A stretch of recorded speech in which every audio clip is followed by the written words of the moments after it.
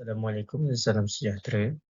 Saya Ahmad Saifullah bin Azman, nombor pendaftaran 25 DET 24 F1090 dan beberapa orang rakan saya akan membentangkan tentang mini projek Askar Wataniah.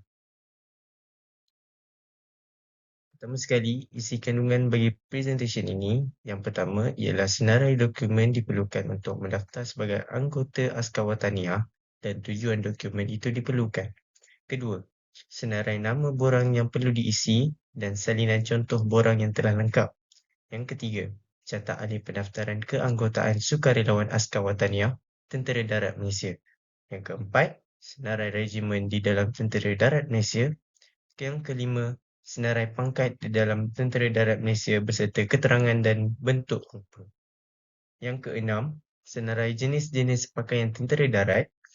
Dan yang terakhir ialah sumber rujukan. Senarai dokumen diperlukan untuk mendaftar sebagai anggota Askar Wataniah dan tujuan dokumen itu diperlukan. Yang pertama, anggota belum ada gambar berukuran pasport, tidak memakai kacamata dan latar belakang berwarna biru.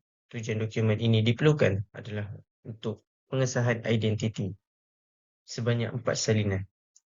Seterusnya, salinan kad pengenalan depan dan belakang. Tujuan dokumen diperlukan adalah untuk pengenalan diri sebanyak 4 salinan. Salinan kad pengenalan waris ibu bapa depan dan belakang adalah untuk pengenalan ibu bapa sebanyak 4 salinan. Seterusnya, salinan sijil lahir. Tujuan dokumen diperlukan adalah untuk menunjukkan bukti kelahiran dan menunjukkan kewarganegaraan seseorang sebanyak 4 salinan. Seterusnya, salinan sijil berhenti sekolah. Tujuan dokumen diperlukan adalah untuk menunjukkan bahawa seseorang itu telah menamatkan persekolahan sebanyak 4 salinan. Seterusnya, salinan sijil SPM. Tujuan dokumen diperlukan adalah untuk menunjukkan syarat bagi pelajar di Malaysia untuk menyambung pelajaran ke peringkat pra-universiti sebanyak 4 salinan. Seterusnya, salinan kad pengenalan pasangan depan dan belakang. Tujuan dokumen diperlukan adalah untuk pengenalan diri bagi pasangan sebanyak 4 salinan. Seterusnya, salinan sijil nikah atau pendaftaran perkahwinan dan sijil kelahiran anak-anak jika berkahwin. Tujuan dokumen diperlukan adalah untuk menunjukkan bukti bahawa seseorang itu telah sah berkahwin sebanyak 4 salinan. Selain itu, anggota juga perlu mengisi borang PATD 64 iaitu borang akuan setia di mana soalan-soalan yang dikemukakan kepada rekrut sebelum didaftarkan masuk berkhidmat di dalam regimen Askar Wataniah. Seterusnya, borang BAT F12 dan akhir sekali ialah borang maksud khidmat.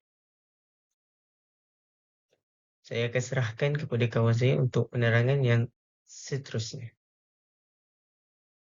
Assalamualaikum, nama saya Muhammad Syami bin Muhammad Saimi, nombor pendaftaran 25 DET 24F 1019. Ingin membentangkan tentang catat ahli pendaftaran keanggotaan sukarelawan Askar Wataniah Tentera Darat Malaysia. Pertama, mencukupi syarat asas permohonan. Kedua, mengisi borang BATD 64 dan BATF 12. Ketiga, melaksanakan pemeriksaan kesihatan. Keempat, menjalani ujian kecergasan. Kelima, menjalani ujian bertulis. Keenam, menghadiri temu duga.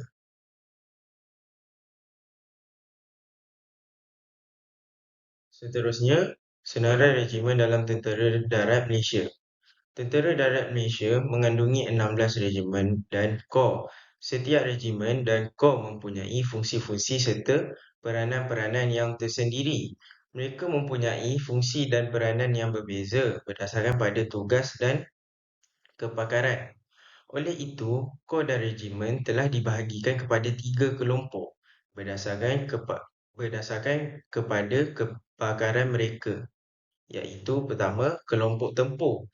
Kelompok tempur ini melibatkan anggota serta sistem tempur yang berada di hadapan sekali atau barisan hadapan dalam peperangan. Kor dan regimen yang terlibat dalam kelompok ini adalah Regimen Askar Melayu Diraja, Regimen Regimen Ranger Diraja, Regimen Sempadan, dan Kor Armor Diraja. Kedua, kelompok bantuan tempur. Kelompok ini melibatkan anggota dan sistem tentera yang membantu kelompok tempur secara langsung dalam peperangan. Kelompok ini terdiri daripada kor dan regimen yang berikut. Regimen Semboyan Diraja, Regimen Askar Jurutera Diraja, Regimen Artileri Diraja, Kor Polis Tentera Diraja, Kor Risik Diraja.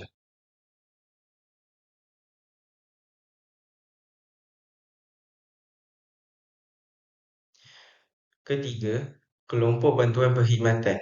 Kelompok ini berperanan untuk membantu kelompok tempur dan kelompok bantuan tentera dalam aspek perkhidmatan logistik dan senggaraan serta perkhidmatan lain yang berunsurkan pentadbiran.